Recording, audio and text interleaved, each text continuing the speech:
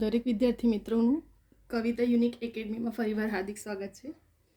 આજે આપણે one liner current affairs જોવાના છે, બરાબર? એમ કે આવનારી જેટલી પણ લેટેસ્ટ એક્ઝામ છે એમાં એક ટોપિક આપણો હોય છે સિલેબસને એકોર્ડિંગ કરંટ અફેર નોટ્સ છે. અને હાલમાં જેટલી પણ લેટેસ્ટ એક્ઝામ આવી રહી છે જેમાં મોસ્ટલી જો પેપર્સના ક્વેશ્ચનો પૂછાય છે ને એ કરંટ અફેર પર જ પૂછાય છે. પછી હિસ્ટ્રી હોય, જિયોગ્રાફી હોય, સાયન્સ હોય કે પછી ટેકનોલોજીને રિલેટેડ હોય, બરાબર? મોસ્ટલી એ લોકો ખાલી સિલેબસ ટાઈપ ચેન્જ કરે છે, પરંતુ પૂછાય તો ક્વેશ્ચન કરંટ અફેરમાંથી જ છે. તો આજે સ્પેશિયલ અમુક સ્ટુડન્ટે ડિમાન્ડ કરી હતી, એના પ્રમાણે આજે આપણે વન લાઇનર કરંટ અફેર્સ પણ લઈને આવ્યા છે, બરાબર? તો આજે આપણે સ્ટાર્ટિંગ કરીએ અહીંથી, બરાબર? આપણા માટે મેં લાસ્ટ વિડીયોમાં પણ કીધા છે અને ઘણા વિડીયોમાં પણ મેં રિપીટ કર્યા છે કે આપણા માટે તો એક માર્ક્સ ઇમ્પોર્ટન્ટ છે, બરાબર? તો મટીરિયલને કલેક્ટ કરવું, બરાબર? કેવા ટાઈપના ક્વેશ્ચનો પૂછાઈ શકે છે એક્ઝામમાં, લેટેસ્ટમાં શું ચાલી રહ્યું છે એના બેઝ પર વધારે ભાર આપવામાં આવે છે, બરાબર? તો હવે અહીં આપણે સ્ટાર્ટ કરશું. તાજેતરમાં કોણ 14 દિવસમાં સાયકલ ચલાવીને એવરેસ્ટ બેઝ કેમ્પ પહોંચી હતી? બરાબર, શું પૂછાયું છે અહીં કે તાજેતરમાં કોણ 14 દિવસમાં સાયકલ ચલાવીને એવરેસ્ટ બેઝ કેમ્પ પહોંચી હતી? તો કોણ આવશે?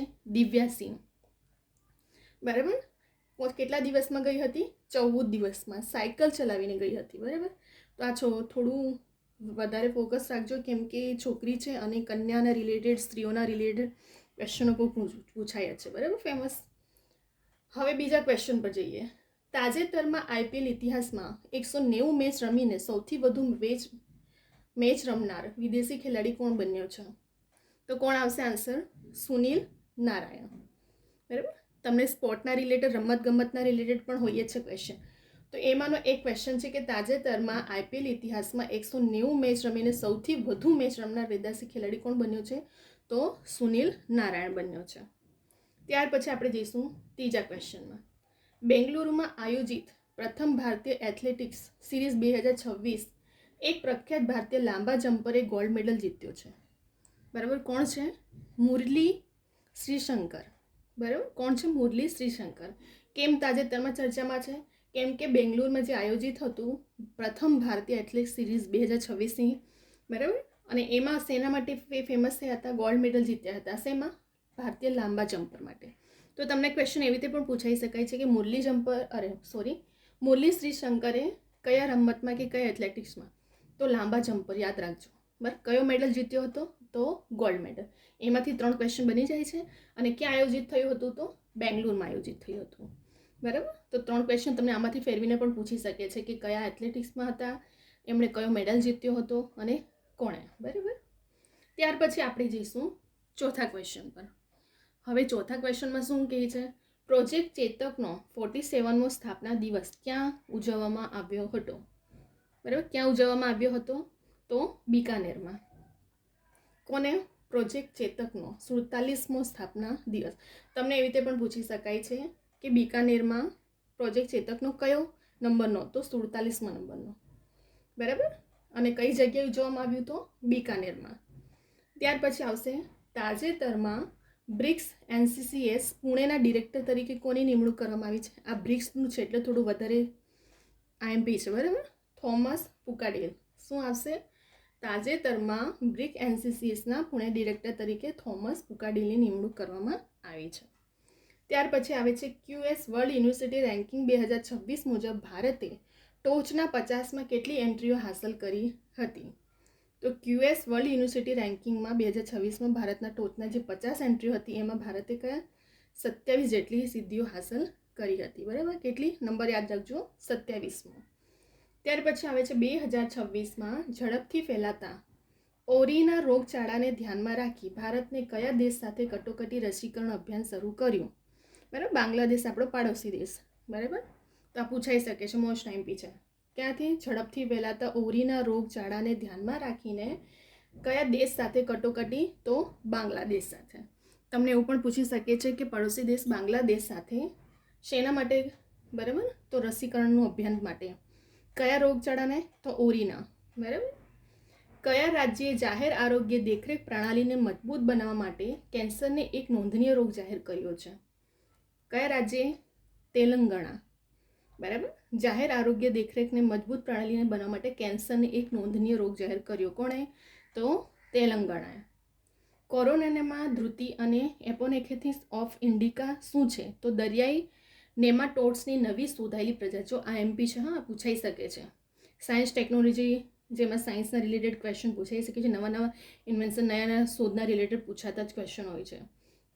તો શું છે? કોરોનોનેમા. નામ પણ એવું છે. બરાબર. કોરોનોનેમા ધૃતિ અને એપાકેન્થિયોન ઇન્ડિકા શું છે? એ દરિયાઈ નેમાટોડ્સની એક નવી શોધાયેલી પ્રજાતિ છે. બરાબર. નવી શોધાયેલી પ્રજાતિઓ વિશે પણ ખાસ પૂછાય છે. સજીવ રિલેટેડ, પ્રાણીઓના રિલેટેડ, ફૂલના રિલેટેડ, નવી ખેતીના રિલેટેડ, એવા બધા ક્વેશ્ચનો પૂછાતા હોય છે. કઈ સોશિયલ કંપનીએ new spark AI model launch કર્યો? તો કઈ કંપનીએ? મેટાએ. કઈ સ્પાર્ક એઆઈ મોડલ રજૂ કર્યો છે? બરાબર. તો અહીં આપણા 10 ક્વેશ્ચન કમ્પ્લીટ થઈ ગયા કરંટ અફેરના રિલેટેડ. બરાબર. કરંટ અફેર પણ આપણા માટે ઇમ્પોર્ટન્ટ છે. મેં પહેલાં જ કીધું છે કે તમને ખાલી છે ને એવું સિલેબસમાં આપ્યું હોય છે કે તમને સાયન્સના રિલેટેડ, ટેકનોલોજીના રિલેટેડ કરંટ અફેર પૂછાય છે, પછી રમતગમતનું હોય છે, ટેકનોલોજીના રિલેટેડ હોય છે. તો આ બધું કરંટ અફેરમાંથી જ પૂછાતા ક્વેશ્ચનો હોય છે. એટલા માટે મોસ્ટલી તમારે જો ભાર આપો તો કરંટ અફેર તો ડેલી દર મહિના તમારે પ્રિપેર કરવું જ જોઈએ. બરાબર. આવનારી જેટલી પણ જીપીએસસીથી લઈને ક્લાસ 3ની એક્ઝામ છે ને, એમાં કરંટ અફેર, ખાસ કરીને જીપીએસસીમાં, એવા બધા એક્ઝામોમાં કરંટ અફેર પર બહુ ભાર આપવામાં આવે છે. તો તમે જો હાલથી જો પ્રિપરેશન સ્ટાર્ટ કરશો ને તો કરંટ અફેર પર વધારે ધ્યાન આપજો. કરંટ અફેર એક એવો ટોપિક છે જે ફક્ત નામ છે કરંટ અફેર, પરંતુ સાયન્સ કે પછી કલ્ચર, બધા જે પૂછાય છે ક્વેશ્ચન હિસ્ટ્રી, એ પણ મોસ્ટલી એનો જે બેઝ હોય છે એ કરંટ અફેર પર જ હોય છે, જે નવા શોધાયેલા હોય છે, નવા ટ્રેન્ડમાં હોય છે. બરાબર. તો કરંટ અફેરને વધારે ધ્યાન આપો. તમે ડેલી મંથલી પણ મળતું હોય છે કરંટ અફેર, એના પર પણ ભાર આપો. બરાબર. અને તમને લેટેસ્ટનું જેટલું પણ કરવું હોય, એટલીસ્ટ મિનિમમ 6 મહિનાનું તમારું કરંટ અફેર, તમે કોઈ પણ જ્યારે એક્ઝામ આપો છો ત્યારે એ એક્ઝામના 6 મહિનાનું કરંટ અફેર તો તમારે કરીને જ જવું જોઈએ. બરાબર. 6 મહિનાના કરંટ અફેર ક્લિયર હોવો જ જોઈએ તમારું કોઈ પણ એક્ઝામના રિલેટેડ. તો અહીં હવે આપણે 10 ક્વેશ્ચન જોઈ લીધા. બરાબર. કેવા છે? આ વન લાઇનર. આમાંથી તમને ઓપ્શન રિલેટેડ મેં બતાવ્યું કે ફેરવીને પણ પૂછાઈ શકે છે. તો આમાં મોસ્ટલી મેં કવર કરી લીધું છે. આપણે ફરીવાર એકવાર ફટાફટ રિવિઝન કરી લઈએ. તાજેતરમાં કોણ 14 દિવસમાં સાયકલ ચલાવીને એવરેસ્ટ બેઝ કેમ્પ પહોંચ્યું હતું? તો કોણ હતું? દિવ્યા સિંહ હતી. તાજેતરમાં આઈપીએલ ઇતિહાસમાં 190 મેચ રમીને સૌથી વધુ મેચ રમનાર વિદેશી ખેલાડી કોણ બન્યો? તો સુનિલ નારાયણ. બેંગલુરુમાં આયોજિત પ્રથમ ભારતીય એથ્લેટિક્સ સિરીઝ 2026માં પ્રખ્યાત ભારતીય લાંબા જમ્પરે ગોલ્ડ મેડલ જીત્યો છે. તો કોણે? મુરલી શ્રીશંકરે. બરાબર. તમને મેં પહેલાં પણ કીધું કે કયો મેડલ? ગોલ્ડ મેડલ ધ્યાન રાખજો, અને લાંબા જમ્પર તરીકે. ત્યાર પછી પ્રોજેક્ટ ચેતકનો 47મો સ્થાપના દિવસ ક્યાં ઉજવવામાં આવ્યો હતો? તો બિકાનેરમાં. ક્યાં ઉજવવામાં આવ્યો હતો? બિકાનેરમાં. તાજેતરમાં બ્રિક્સ એનસીસીએસ પુણેના ડિરેક્ટર તરીકે કોણ છે? થોમસ પુકાડિલ છે. ક્યુએસ વર્લ્ડ યુનિવર્સિટી રેન્કિંગ 2026 મુજબ ભારતે ટોચના 50માં કેટલી એન્ટ્રીઓ હાંસલ કરી છે? તો 27. 2026માં ઝડપથી ફેલાતા ઓરીના રોગચાળાને ધ્યાનમાં રાખી ભારતે કયા દેશ સાથે કટોકટી રસીકરણ અભિયાન શરૂ કર્યું છે? તો બાંગ્લાદેશ. બાંગ્લાદેશ આપણો પડોશી દેશ છે, એટલે ખાસા પૂછાઈ શકે છે. કયા રાજ્યે જાહેર આરોગ્ય દેખરેખ પ્રણાલીને મજબૂત બનાવવા માટે એક કેન્સરને એક નોંધનીય રોગ જાહેર કર્યો છે? તો કોણે કર્યું છે? તેલંગાણાએ. કોરોનોનેમાં ધૃતિ અને એપાકેન્થિયોન ઇન્ડિકા શું છે? તો દરિયાઈ નેમાટોડ્સની એક નવી શોધાયેલી પ્રજાતિ છે. કઈ સોશિયલ કંપનીએ ન્યૂ સ્પાર્ક એઆઈ મોડલ રજૂ કર્યું? તો મેટાએ. બરાબર. આપણા અહીં 10 ક્વેશ્ચન કમ્પ્લીટ થઈ ગયા છે. તમે આનો સ્ક્રીનશોટ પણ લઈ શકો છો. બરાબર. અને વિડીયોને 1 થી 2 વખત જુઓ ને, ડાઉનલોડ કરીને કે જાતે જોશો ને 1-2 વખત તો યાદ રહી જશે. અને તમે લખીને, કેટલા સ્ટુડન્ટ આવી રીતે કરંટ અફેરની પણ નોટબુકો બનાવતા હોય છે મટીરિયલ કલેક્ટ કરીને. બરાબર. તો તમે વિડીયોને જોતા જાઓ અને સાથે લખતા પણ જોશો, અને નોટબુક રિવિઝન માટે રાખશો તો વધારે તમને ઇઝી રહેશે એન્ડ ટાઈમ એક્ઝામમાં રિવિઝન કરવા માટે. તમને આ વિડીયો ગમે તો લાઇક કરવાનું ભૂલતા નહીં, શેર કરો, કમેન્ટ કરો, અને ખાસ કરીને સબસ્ક્રાઈબ કરવાનું ભૂલતા નહીં. બરાબર. સબસ્ક્રાઈબ માટે, નોટિફિકેશન માટે બેલ આઇકોનને ઓન રાખજો, જેથી કરીને તમને ડેલી રેકોર્ડેડ લેક્ચર અપડેટ કરવામાં આવે છે એની પર ઇન્ફોર્મેશન મળતી રહે. અને ડેલી એક્ઝામના રિલેટેડ જે પણ લેટેસ્ટની એક્ઝામો આવી રહી છે એની ઇન્ફોર્મેશનો પણ આ ચેનલ પર અપડેટ કરવામાં આવે છે. તો એ ઇન્ફોર્મેશન પણ તમને મળતી રહે એટલા માટે બેલ આઇકોનને ઓન રાખજો સબસ્ક્રાઈબ કરીને. બરાબર. અને આપણા દરેક વિડીયો તમે જોયા હશે અને હજી પણ જોજો સ્ટાર્ટિંગથી એન્ડ સુધી. ગુજરાતી વ્યાકરણ છે, ઇંગ્લિશ ગ્રામર છે, મેથ, રિઝનિંગ, ક્વોન્ટિટી એપ્ટિટ્યૂડ, બરાબર. દરેક વિડીયો મારા સ્ટાર્ટિંગથી એન્ડ સુધી જોજો. તમને ઘણી બધી નાની નાની વસ્તુઓ શીખવા મળશે અને મારા દરેક વિડીયો 1 થી 2 માર્ક્સ કવર કરવા માટે ઇનફ છે, બરાબર. કેમ કે આવનારી જેટલી પણ લેટેસ્ટની એક્ઝામ છે, હું એના રિલેટેડ સિલેબસના એકોર્ડિંગ જ વિડીયો બનાવી રહી છું, બરાબર. તો સ્ટાર્ટિંગથી એન્ડ સુધી જોજો. નાની નાની ભૂલોના લીધે જ કેટલાક વખત બ્રિલિયન્ટ સ્ટુડન્ટો એક્ઝામ ક્રેક કરવા માટે રહી જતા હોય છે. તો આ એક્ઝામને આપણે ક્રેક કરવી છે. આવનારી એક્ઝામમાં કોમ્પિટિશન ટફ છે, ટાઈમ પણ બહુ નથી. તો એક્ઝામની પ્રિપરેશન પણ આપણે સ્માર્ટલી કરવી પડે. હાર્ડલી પ્રિપરેશન કરશું 24 કલાક, એનો કોઈ મિનિંગ નથી. મટીરિયલને કલેક્ટ કરો, સિલેબસને જુઓ, સિલેબસના એકોર્ડિંગ જ પ્રિપરેશન કરો, બરાબર. એને કહેવામાં આવે છે સ્માર્ટ પ્રિપરેશન. તો આપણે એક માર્ક્સ માટે પણ પ્રિપરેશન કરવી છે. મારા દરેક વિડીયોને સ્ટાર્ટિંગથી એન્ડ સુધી જોજો. ખાસ કરીને બધા ટોપિક પર હું વિડીયો બનાવી છું. Gujarati grammar, English grammar authentic બુકના નિયમો પ્રમાણે બનાવ્યા છે, બરાબર. જેથી કરીને તમને કોઈ બુકો ગોખવી કે મોઢે પણ ના કરવી પડશે. અને મેથ, રિઝનિંગ, ક્વોન્ટિટી એપ્ટિટ્યૂડના પાછલા વર્ષોના પૂછાયેલા ક્વેશ્ચનો, શોર્ટ ટ્રીક, બધી રીતે મેં સોલ્યુશન કર્યું છે. તો એ વિડીયોને સ્ટાર્ટિંગથી એન્ડ સુધી જોજો. ઘણી બધી તમને વસ્તુઓ પણ શીખવા મળશે અને એક્ઝામને ક્રેક કરવા માટે બહુ જ યુઝફુલ થશે, બરાબર. તો હવે આપણો વિડીયો કમ્પ્લીટ થઈ ગયો છે. આપણે કરંટ અફેરના આજે 10 ક્વેશ્ચનો પણ જોઈ લીધા સ્ટુડન્ટના ડિમાન્ડના એકોર્ડિંગ, બરાબર. આપણે નવા નવા ટોપિકો પણ એવા લઈને આવશું કે જેથી કરીને સ્ટુડન્ટને હેલ્પફુલ થશે, બરાબર. આપણા 10 ક્વેશ્ચન આજે આપણે જોયા છે. બીજા પણ આપણે લઈને આવશું. બીજા બધા ટોપિકો પર પણ બનાવશું વિડીયો, બરાબર.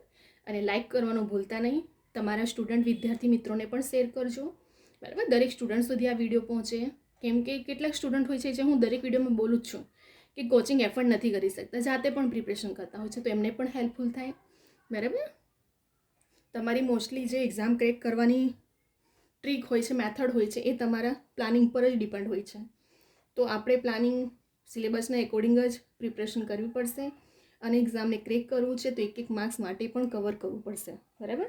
તો મારા દરેક વિડીયો સ્ટાર્ટિંગથી એન્ડ સુધી તમને એક માર્ક્સ કવર કરવા માટે પણ બહુ હેલ્પફુલ થશે, બરાબર. કેમ કે ગુજરાતી ગ્રામર 15 થી 20 માર્ક્સનો હોય છે અને આવનારી હાલમાં લેટેસ્ટની જેટલી પણ એક્ઝામો છે, બરાબર, મેથ, રિઝનિંગ, ક્વોન્ટિટી એપ્ટિટ્યૂડના રિલેટેડ બધા 60 થી 50 માર્ક્સનો એવરેજ છે. તો એ દરેક એક્ઝામને પણ જો તમને ટ્રીક મેથડ ખબર હોય ને તો તમે સોલ્યુશન કરી શકો છો. એટલે હું પાછલા વર્ષનો પણ ક્વેશ્ચન સોલ્વ કરાવી રહી છું કે જેથી કરીને સ્ટુડન્ટને ખબર પડે, ન્યૂ સ્ટુડન્ટ એમને પણ આઈડિયા આવે કે પાછલા કેવા ટાઈપના ક્વેશ્ચનો પૂછાયા છે, બરાબર. જો તમને ટ્રીક મેથડ પ્રેક્ટિસ હશે ને તો તમે એક્ઝામને વધુ સારી રીતે અટેમ્પ કરી શકો છો, બરાબર. તો દરેક વિડીયોને સ્ટાર્ટિંગથી એન્ડ સુધી જોજો. ઘણી બધી વસ્તુઓ પણ શીખવા મળશે તમને. હવે આપણે નેક્સ્ટ વિડીયોમાં બીજા બધા ટોપિકો સાથે આવશું. હવે આપણે વિડીયોને સ્ટોપ કરી રહ્યા છે. સબસ્ક્રાઇબ કરવાનું ભૂલતા નહીં અને બેલ આઇકોન ઓન રાખજો નોટિફિકેશન માટે, જેથી કરીને ડેલી અપડેટ, રેકોર્ડેડ લેક્ચર અને ડેલી ઇન્ફોર્મેશન એક્ઝામની રિલેટેડ પણ મળતી રહે તમને, બરાબર. હવે આપણે નેક્સ્ટ વિડીયોમાં બીજા બધા ટોપિકો સાથે આવશું. હવે આપણે વિડીયોને સ્ટોપ કરી રહ્યા છીએ.